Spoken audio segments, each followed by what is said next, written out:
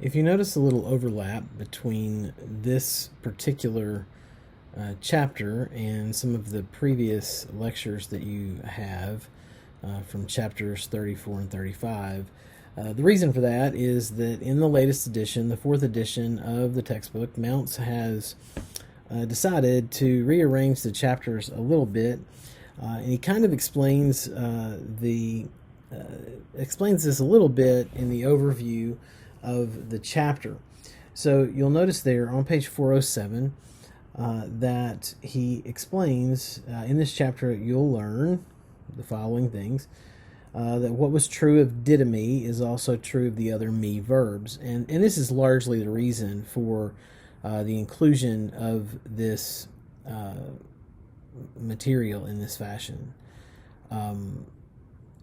He wants to take a bit more time to demonstrate what it is that is going on with the verbs that are not didomy.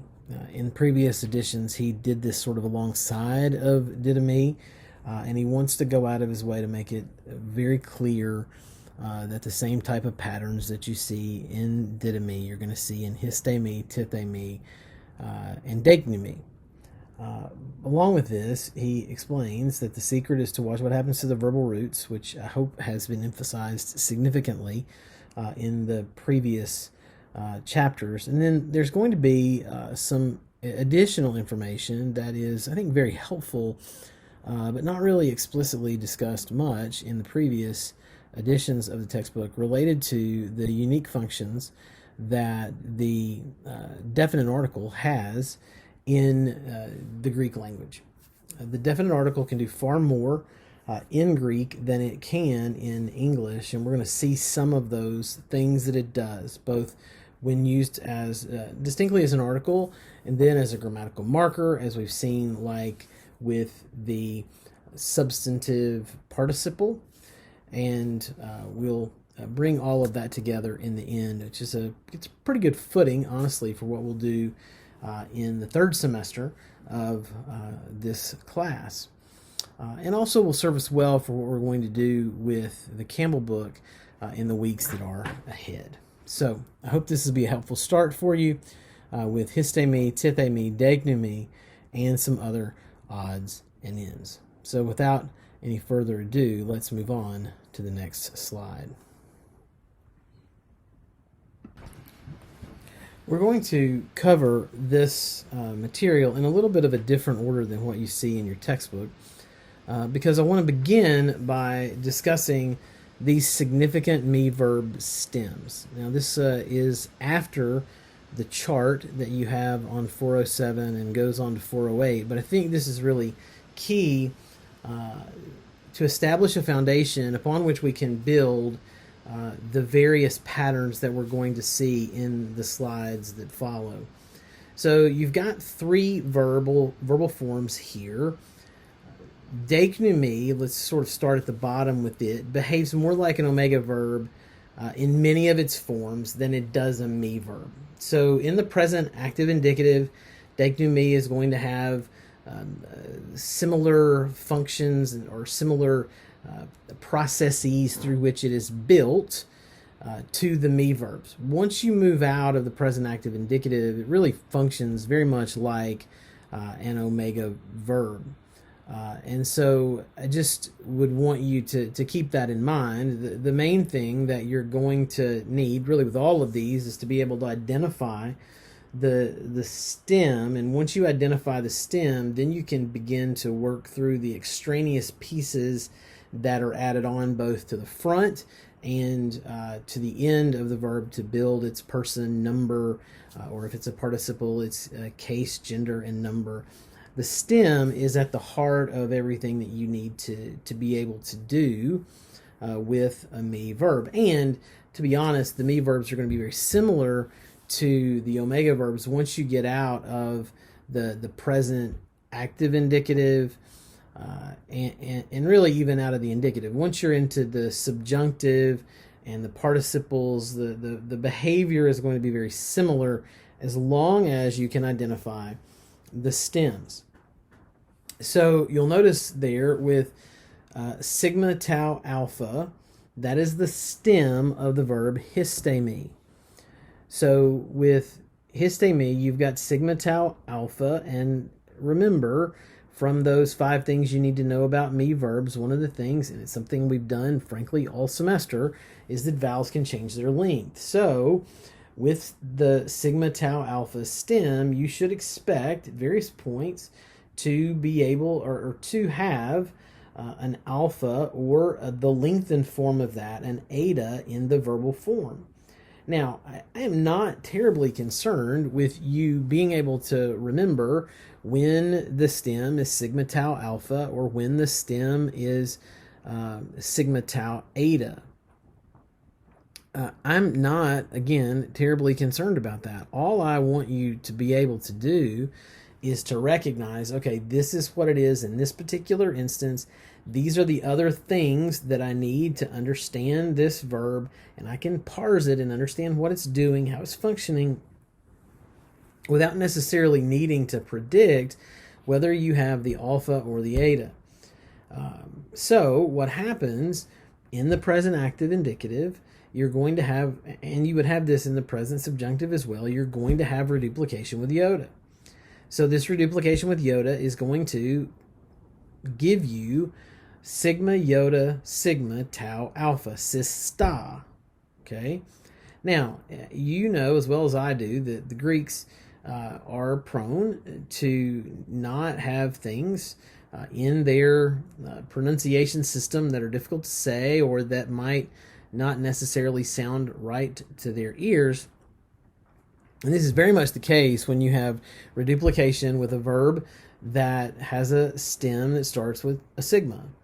And so what happens here is, rather than having sista or siste, if the alpha had lengthened to an eta, the sigma goes away through the presence of a rough breathing mark. And so you have here in this particular circumstance, rather than systemi, you have the fact that there's been reduplication with an iota demonstrated through that rough breathing mark. So you have histemi. Now the other nice thing is that this is helpful when you move into the to looking at aorist verbs. You know that it's going to have a smooth breathing mark with an aorist verb, este, ka, or other forms, which we'll see in the next slide. And when we get to the perfect, you're going to have a rough breathing mark, and it would be heste, ka. So you can easily tell the difference there between the reduplication with reduplication with an epsilon in the perfect, where you have a rough breathing mark, and the use of the augment in the aorist, where you have a smooth. It's a very helpful thing, frankly, when the forms begin to look a little bit too much alike on some level. Now with tithemi, the root, the foundational root upon which it is built is the theta epsilon. So you would have thithe. Now you recall from back in chapter 25, from the square of stops, you remember you've got tau delta theta in that in the square of stops, and in that final set, that final column, remember P, I can draw them here, P, beta, give me just one moment, phi, and then you had kappa gamma chi, and then theta. I won't do the whole chart. So in the theta row, you had tau, and you had delta. I guess I'm going to get pretty close to drawing them all. Tau, delta, and theta. So when you had reduplication in this column here, then you would move for your reduplication consonant back to the first column. So here you're going to have ti rather than thi. So you have tithe, the epsilon lengthens to an eta, tithe me. Now, these verbs are going to occur a significant number of times, and you could, like with didymy, also see a circumstance where you would have a prepositional prefix added on to create other words. So it's something you just need to be aware of and keep your eyes open for. Identify the stem, figure out if there are extraneous things added on the front, like a prefix of some sort. Recognize what you're dealing with and know, honestly, what the vocabulary means. Now, I will say you are going to have far more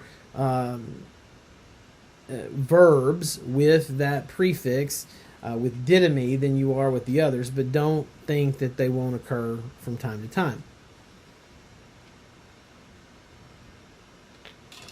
So, without further ado, let's look at these me verbs. It's in the chart on page 407. So, you'll notice here we've got in the first column, we've got the normal first singular, second singular, third singular. And then here at the top, we have the sigma tau alpha. Okay, we've got that. We've got the theta epsilon. We've got the delta omicron. So you have the use here of the didomy as an example. And then you have dacnumy. So you'll notice here with histemi, you've got reduplication with iota, and you've got a rough breathing mark throughout the pattern because you've got reduplication. Okay, so we've got histemi. Then from there, we go on through. We have histase. So this is that sigma ending like you had in the parentheses from the get-go all the way back in chapter 16. That sigma tells you that you are in the second singular. You saw that with didos earlier. And then you have histasin. Now you'll notice here that the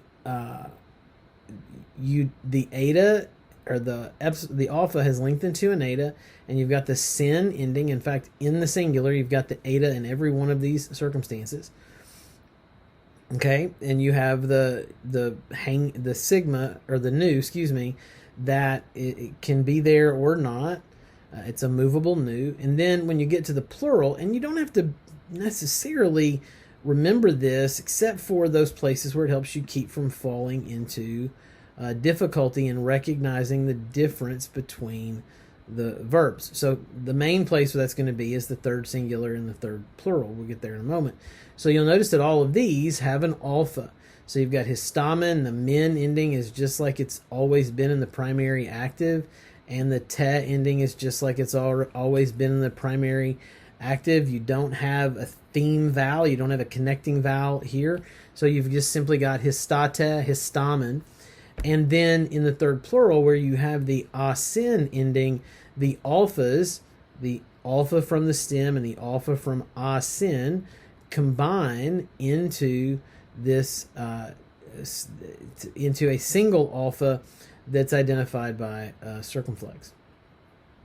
Now, do you need to be able to predict whether it's going to be an eta or an alpha? Not necessarily, except for in a circumstance like the third singular where there could be some confusion because one is sin and one is asin in their normal unaffected usages.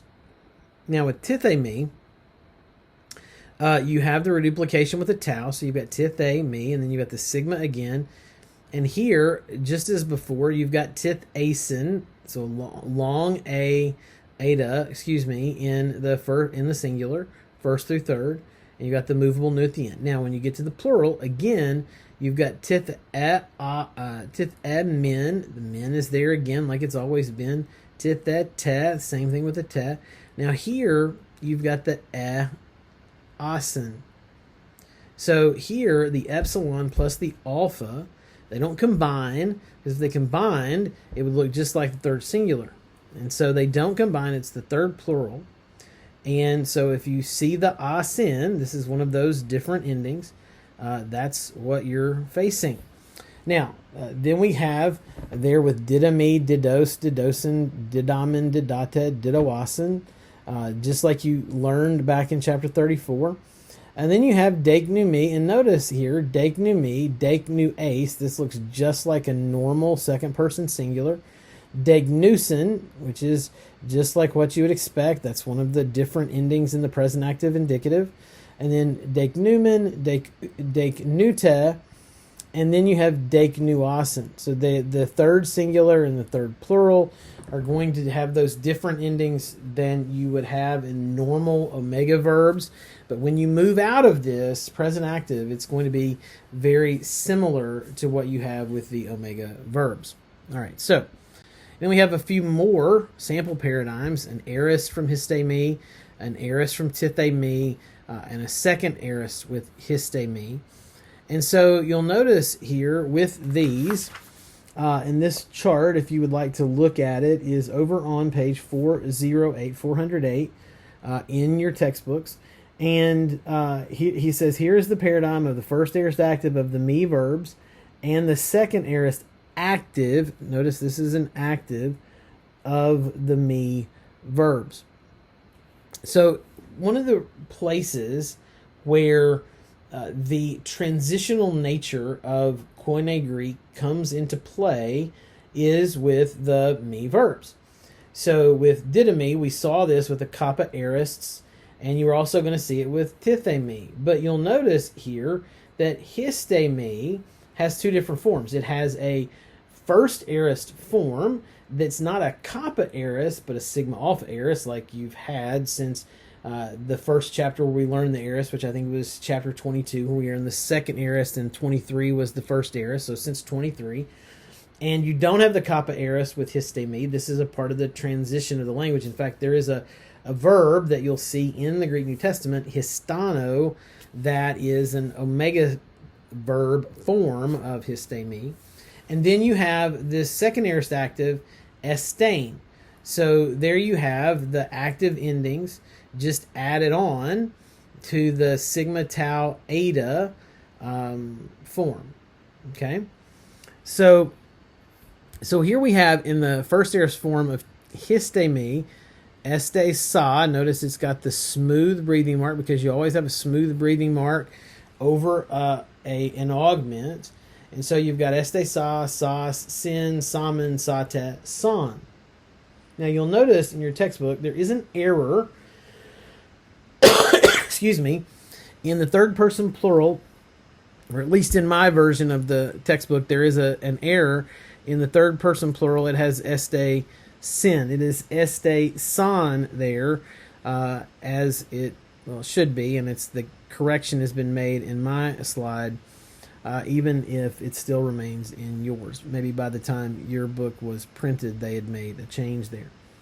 With tithe me, you'll notice you still have the theta eta, and really you have the theta eta throughout the paradigm. You don't switch to a theta epsilon, and so you've got the augment, which I'm sorry that in using the pen I kind of covered that up. So you've got fa cod. Now this is a kappa alpha, a kappa aorist. So you have fa ka, fa kas, fa kin, fa common, fa kata, fa con. So this is just like what you see in the next column, edo ka, edo kas, and I made an error there. That should be a hanging sigma. Edo kas, edo kin, edo common, edo kata, edo con.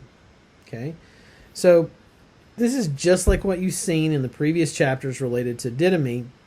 It's going to play itself out exactly the same way as it did previously with tithe me. You've got the theta epsilon, and the epsilon is linked into an eta. You've got the augment on the front, identified by the smooth breathing mark, rather than ti or te with the perfect. And it goes on from there. Now, the thing that's a little strange is that you also have a form of histe me, a second aorist active form of histe me, when there's also a first aorist active form of histe me. Now, the fact of the matter is, the key, again, to this is recognizing the sigma tau eta all the way through the pattern, and you've got the secondary active endings that have been put onto the end without a connecting vowel, because the stem ends in a connecting vowel. And outside of the present active, you have the same endings in the me verbs as you do in the regular omega verbs. So you've got the new, estain, estais, este, estamen, esteta, estasan. And so you've got every one of those forms, and the main thing is pay attention to them, look for the stem, and then work from the stem outward to both the beginning. Is there a prepositional prefix? Is there reduplication with iota? Is there reduplication with an epsilon? Is there an augment? And then look at your ending. Is it a primary ending? Is it a secondary ending? And then how do these things on the front of the stem and on the back of the stem work together to tell me what kind of verbal form that I am facing? The nice thing is that these verbs, there are not a lot of them, even though they do occur a lot. So by repetition, by seeing them in the text, they are going to become fairly straightforward and fairly easy for you to recognize. And that's really the main thing. I'm not going to ask you to memorize paradigms for these. I just want you to be able to recognize them. And since they're such a limited number,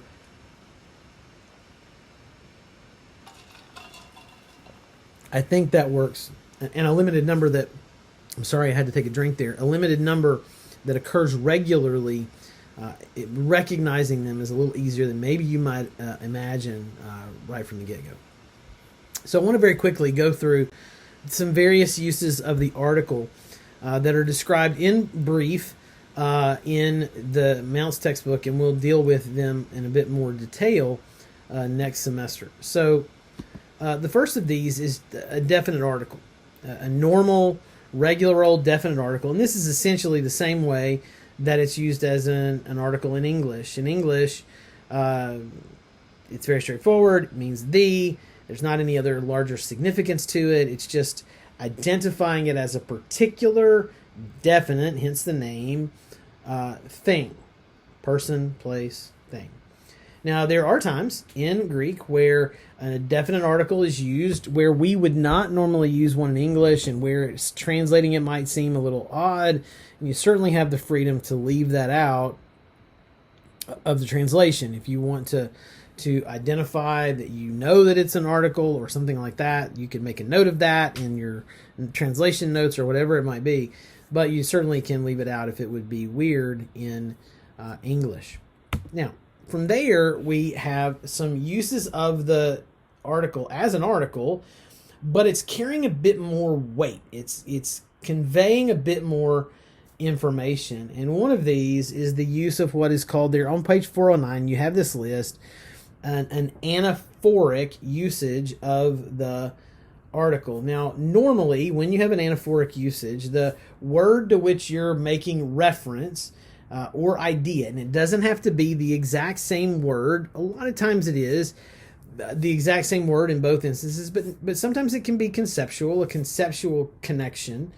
But generally speaking, the first usage of the term is not going to have an article, and then you're going to see the second usage in fairly close proximity in the larger unfolding of the work, and the use of the article the second time around with the same word or corresponding idea, but let's at least start with just hoping to recognize it with the same word, is going to make reference back to a usage previously made in the passage or in the book.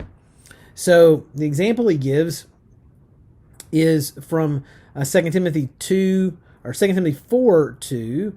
Preach the word in season, out of season, etc., is going back to what you previously saw in chapter 3 as it relates to all scripture is breathed out by God and other exhortations related to God's revealing of himself. Now, from there, we're going to see a few other usages. The next one is a difficult one to say. It's something along the lines of deictic or something like that. And it points out someone or thing, which is not a long way away from the normal definite article usage. It's just that it carries with it a bit more force, such that you would oftentimes, in the context, it makes more sense translating the article as this rather than the. So he gives you a couple of examples there. The disciples came to him and said, "This place is desolate." And so there's you certainly could, I think, in this translate it as the place is desolate and use it as a kind of a basic definite article, but it seems like the pointing element is a bit more emphatic here. This place. And so that's why we would say that it's deictic. Now, I recognize that this might feel a little more nuanced than maybe you would like, or how would we know for sure? Well, you've got to recognize that these are going to be with specific locales, and using this is going to give more flow, make more sense in the larger context of what's being said. Now, the next two, monadic and par excellence, are a little bit easy to confuse. So let's sort of think about those. Both of them emphasize first best kind of ideas.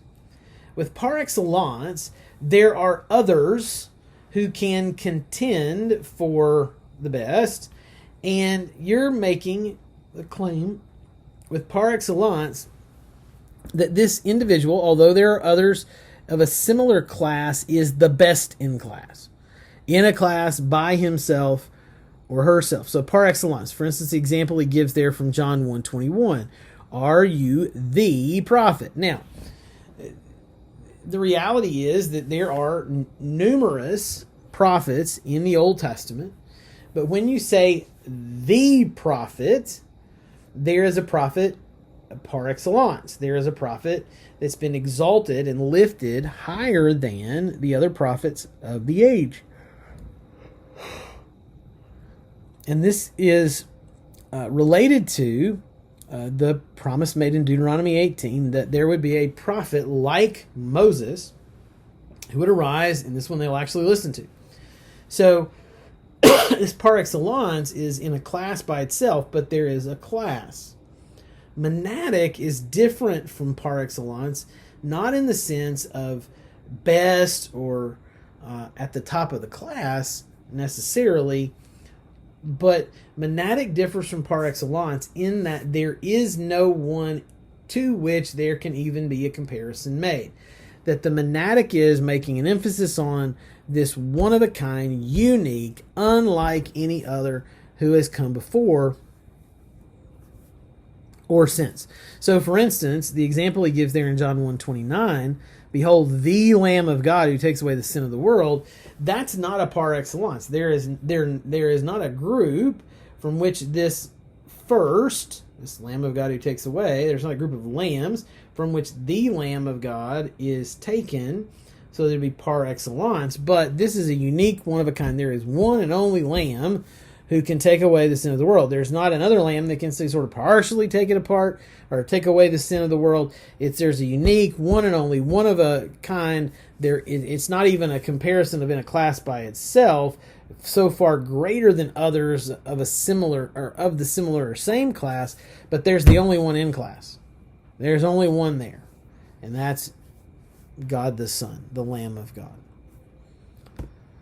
The last is to use the ha as a noun or a pronoun. This happens a lot in these ha-de constructions.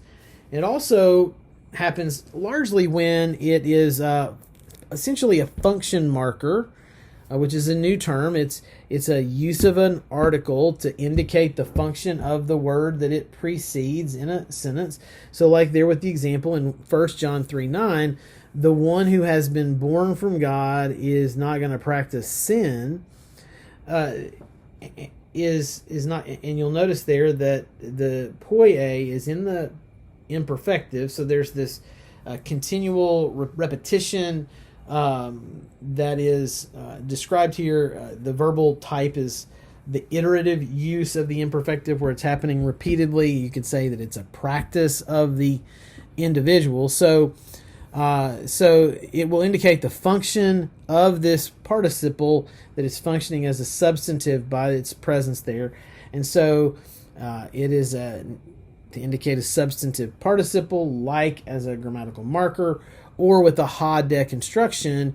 The ha, this is a fairly common one, the ha is indicating the use of a third person singular pronoun most of the time, but you probably could use it with a first or second. It's just contextually driven there.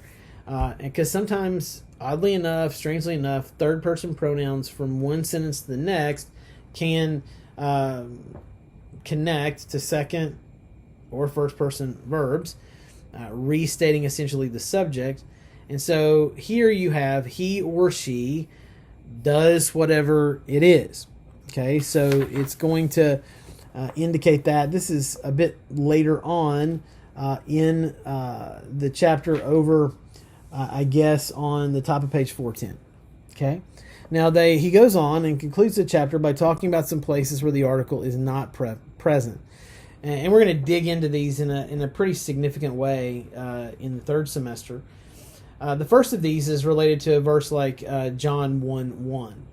One of the things that happens sometimes with Jehovah's Witnesses is they'll say because there's not an article in front of God in the construction of John 1:1, then you can't put a definite article in there, or you can't leave out, really is the better thing to say. You can't leave out an A and translate it something along the lines of, in the beginning was the Word was with God, the Word was a God. But sometimes when the article is not present and you have what is called a preverbal, which means that the predicate nominative, a preverbal anarthus predicate nominative, comes before the verb, which is what happens in John 1:1. So you've got a predicate nominative that is preverbal. It's before the statement of the main verb of the clause, and it's anarthus, which means it doesn't have an article. Then that is going to indicate that the word, the predicate nominative, is qualitative in nature, which means that the thing that is the predicate nominative is going to possess all of the qualities of the subject. So in the beginning was the Word was with God, the Word was God. So the qualitative nature of this is that the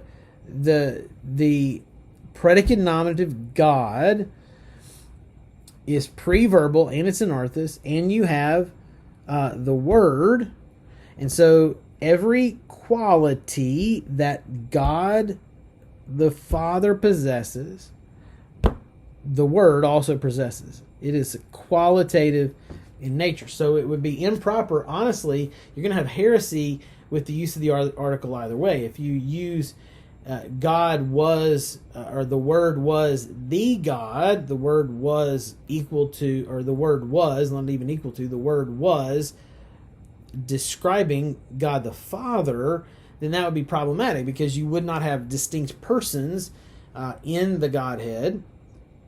And then on the other side of the equation, if it was a God, then you have the heresy of Arius that while Jesus was divine, maybe even rose to the power of being divine, he was not God.